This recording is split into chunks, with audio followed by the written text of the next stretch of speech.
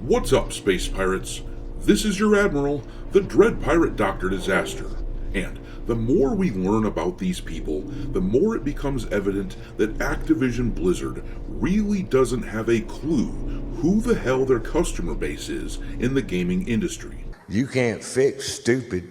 They seem to labor under the delusion that the majority of gamers are dudes in dresses or people who think that sort of shit is super cool.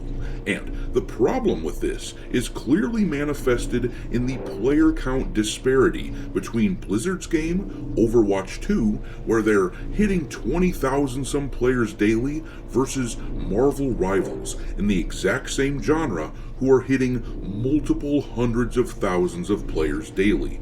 Marvel Rivals features characters that the majority male gaming audience wants to play as, which is why it is absolutely crushing Overwatch. Hey, what's that you got on your face? Huh? Blah, blah, blah! See how that works?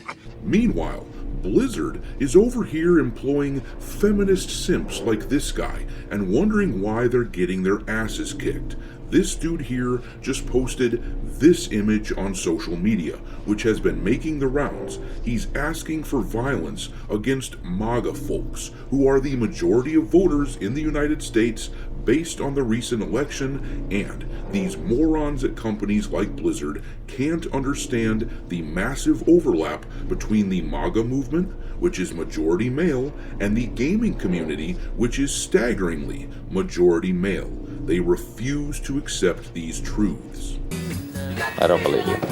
That is why you fail. And now, I don't care who you personally align with politically or who you voted for. Maybe you're MAGA, maybe you're not. But I think sane people can agree that this post here is in ridiculously poor taste, and that it is exactly this attitude, this hatred of male energy, that is damaging so many studios like Activision Blizzard. And now, to top it off, Activision Blizzard has gone ahead and gotten themselves embroiled in another controversy which could potentially have some severe consequences. They are stubbornly defying a massive cultural shift, recommitting to DEI bullshit, which could have some ramifications, as I'll show you in a minute here.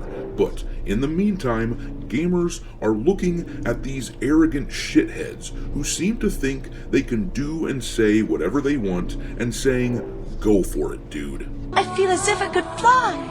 Cool, go for it. Oopsie.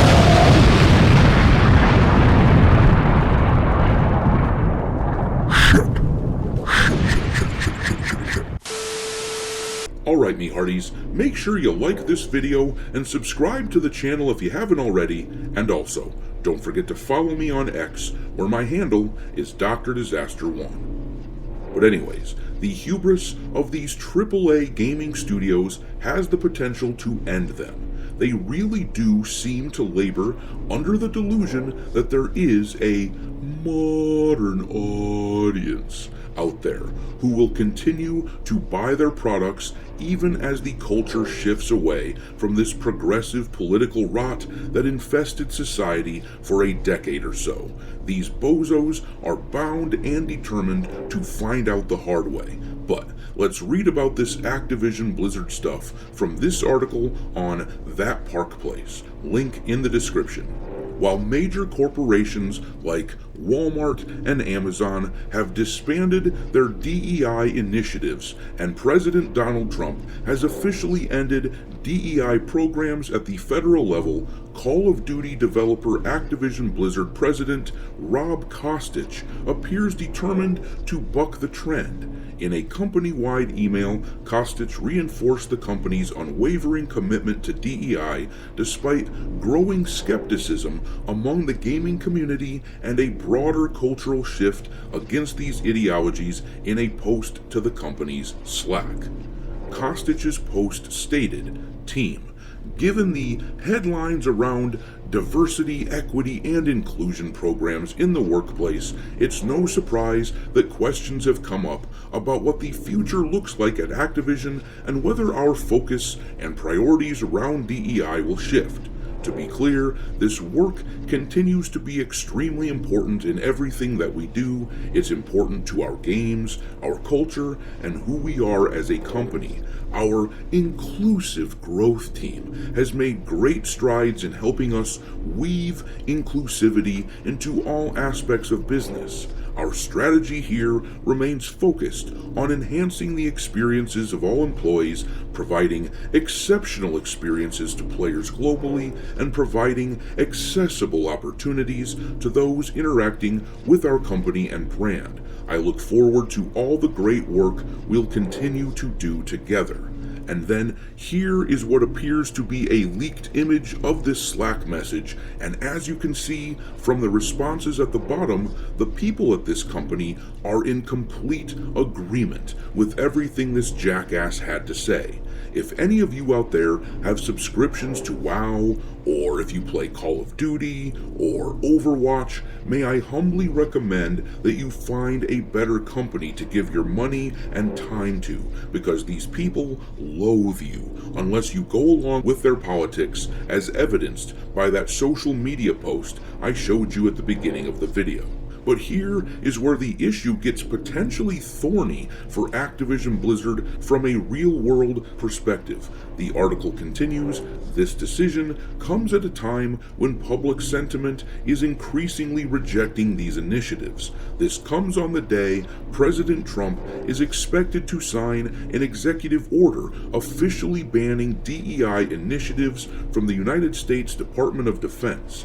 Activision works closely with DoD through the Call of Duty Endowment Program. Former World of Warcraft lead Mark Kern, known online as Grums, weighed in on the matter by tagging newly appointed United States Secretary of Defense Pete Hegseth in a post on X. It says, "Hello, Pete Hegseth. Activision has a joint program with the Department of Defense, do they not? For the Call of Duty Endowment Program?" This is what their president sent out to the entire company today, doubling down on DEI. Since you are now Secretary of Defense, I thought this should be brought to your attention. And now, I'm not a lawyer, so I don't know if there are any potential legal ramifications for recommitting to DEI crap despite the president ordering it to stop. As a private company, they are allowed to have DEI programs, though they may fall under a lot of scrutiny for discriminatory hiring practices if those practices exist. But as someone who partners with the government in a very public way, at the very least, the partnership between the government and Activision Blizzard should be rescinded, which will put egg on the face of Activision Blizzard. This company has WoW and Call of Duty, and they believe that they're untouchable, which is why they feel so safe speaking out like this and pushing back against the will of the public. But let's just hope that enough gamers out there pay attention to this and remember it when the next Call of Duty releases. Black Ops 6 was reportedly a lesser-selling game than some of its predecessors, despite the pedigree of the Black Ops title. So who knows, maybe these a-holes are mortal after all. Time will tell. But I'm gonna leave it there. Drop your disdain for these schmucks into the comment section below, and we will talk there. Thanks for watching me, Hearties. If you haven't already, your Admiral is inviting you to subscribe to the channel and become a part of the crew. Life as a space pirate may not be glamorous, but there's always plenty of booty.